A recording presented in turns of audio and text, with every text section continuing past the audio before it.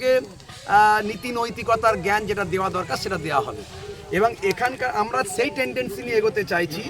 আমাদের আজকের যিনি মেন উদ্যোক্তা, যার প্রচেষ্টায় সার্বিক প্রচেষ্টায় আজকে আমরা এ পর্যন্ত এগোতে পেরেছি, তিনি হলেন কারি মৌলানা গিয়াসউদ্দিন সাহেব, আমার সামনে আছেন।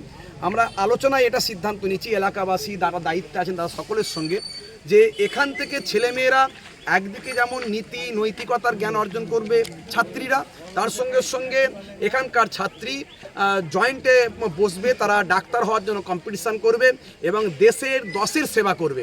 কারণ আমরা জানি নারী শিক্ষাই হলো আসল শিক্ষা। নারী শিক্ষিতা হওয়া মানে একটা পরিবার শিক্ষিত হওয়া। নারী শিক্ষায় হয় সমাজ গঠিত, নারী শিক্ষা নাই বলি সমাজ পতিত। নারীগণ যদি শিক্ষিতা না হয় কখনো মুসলিম জাতি জাগিবার নয়। এই পিছিয়ে পড়া মুসলিম সমাজকে এগিয়ে নিয়ে যেতে হবে সমাজের মূল স্রোতে। খালি তো বললে হবে না যে শিক্ষা কম, শিক্ষা কম, শিক্ষা কম। শিক্ষিত বানাতে হবে। এই দায়িত্ব কাদের? এই দায়িত্ব সরকারের, এই দায়িত্ব সংখ্যাগুরুদের। বললে তো হবে না সংখ্যালঘুরা কেন এই করছে ওই করছে। সংখ্যাগুরুরা তাদের প্রত্যেকের দায়িত্ব যে সংখ্যালঘুদেরকে এগিয়ে নিয়ে যেতে হবে।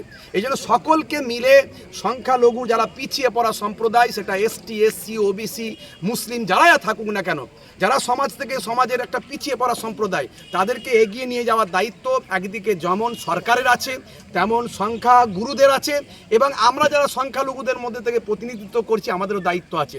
সেই দায়িত্ববোধ থেকে আজকে কারি গিয়াসউদ্দিন সাহেবের মতো মানুষ যেন প্রত্যেকটা বাংলার কোনায় কোনায় তৈরি হয়, এবং সেক্ষেত্রে সমস্ত উচ্চশিক্ষিত সম্পন্ন ব্যক্তি, ডাক্তার, মাস্টার, সংখ্যালঘু সম্প্রদায়ের ব্যক্তিরা সহ সকলকে এগিয়ে এসে এই রকম মডার্ন মাদ্রাসাগুলো করতে হবে, মডার্ন বিদ্যালয়গুলো করতে হবে, স্কুলগুলো করতে হবে, যাতে করে এরা সমাজের মূল স্রোতে আসতে পারে এবং কম্পিটিশানে নিজের দক্ষতা যোগ্যতা করে নিজের জায়গায় প্রতিষ্ঠিত হতে পারে।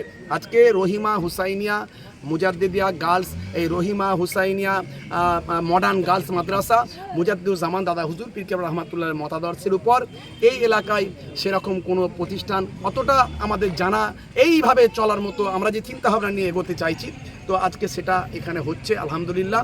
এই জন্যে প্রত্যেক গ্রামবাসী, এলাকাবাসী যারা সহযোগিতা করেছেন, বিশেষ করে কারি সাহেব, প্রত্যেককে আমি আমার অন্তঃস্থল থেকে সালাম, শুভেচ্ছা, ভালোবাসা জ্ঞাপন করি।